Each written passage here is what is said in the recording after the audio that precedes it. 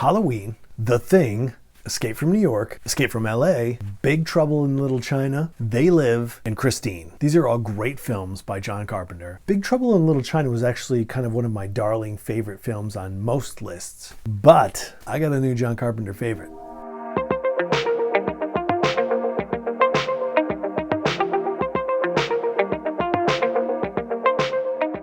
One of the things that I love most about 1970s films is that they feel so grounded. There's a real pessimism there, and you get the sense that there's a real bleakness towards the future, but there is something about them that's hard to articulate. It's kind of like a genuine realness, and it's comforting because it feels like that setting is maybe the last one that existed for humans before the actual modern tech boom began. And my new favorite John Carpenter film is born right out of that time period, from the heart of the 1970s.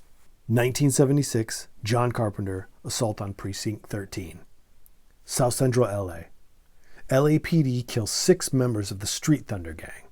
So the gang's 4 warlords swear a blood oath of revenge against the police. The gang decides to attack Precinct 13, which is nearly abandoned and empty as the police are moving into a new facility. So there's dwindling supplies, limited weapons, not very many people, and the stage is set.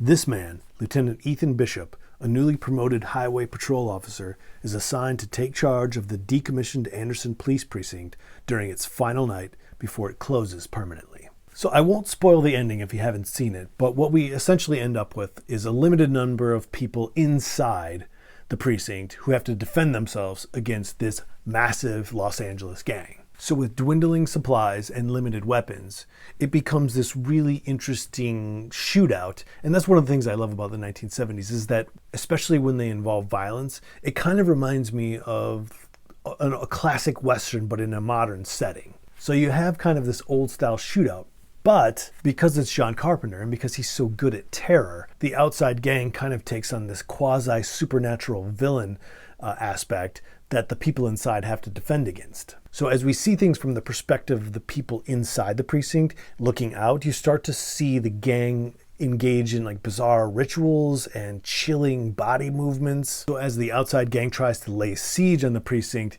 you sort of get a psychological horror aspect as the people inside have to defend against this with dwindling supplies and hardly any resources and no help. And the gang kind of knows, you think, that they're not really well manned, and that maybe that they're even moving, and they're using silencers, so nobody hears gunshots from around. But even as the people inside start to fire outside, for some reason nobody's hearing it, which kind of increases the tension a little bit. And none of the action feels gratuitous. It feels necessary and logical in that situation. And you really start to feel yourself pulling for the people inside, because it's just Lieutenant Bishop, a couple of administrative persons, a couple of prisoners, which is kind of a long story how they got there, but you don't have enough people inside to help. And you kind of got to come up with these cunning ways to get out of the situation. So all of that is why this is my new favorite film. In addition to the fact that the music is kind of like this precursor to 80s synth music. It has this beautiful synthesizer analog sound to it. And John Carpenter wrote all the music to it. So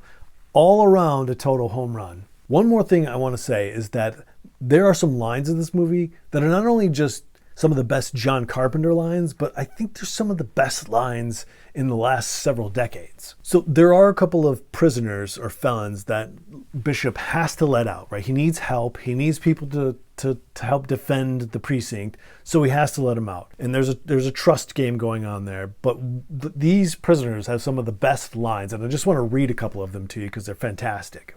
One of the characters, I think his name is Napoleon, says to Lieutenant Bishop at one point, "I can't argue with a confident man." And days are like women, each one so damn precious, but they all end up leaving you. And one of the survivors inside, Lee, says, "The very least of our problems is that we're out of time." It's an old story with me. I was born out of time. So look, for all those lines and all these reasons, I'm going to throw out 3 pieces of advice. First, never take my advice. That's number 1. Number 2, if you haven't seen this movie, or if you haven't seen it in a while, you should watch it. And lastly, if you're going to watch it, why throw $4 or $5 more into Jeff Bezos' deep pockets? He doesn't need it. you might as well go to Criterion Collection. And they're not a sponsor of this video. I just love them. So I don't mind talking about how I saw this movie, because they have this thing where they come up with like a theme for films for like the month. And this one was under the theme of like one day or one night. I can't remember which, but it has Assault on Precinct 13. It has Collateral. It has Before Sunrise, Before Sunset. So the theme is kind of like all these films that take place in one day. So if you're going to watch this movie, why give a trillionaire a few more bucks when you can watch it for Criterion, who's not a sponsor of this, and you spend 10 bucks and you could watch all of these movies for a month and then cancel, or however many movies you're going to watch. It seems like a much better deal.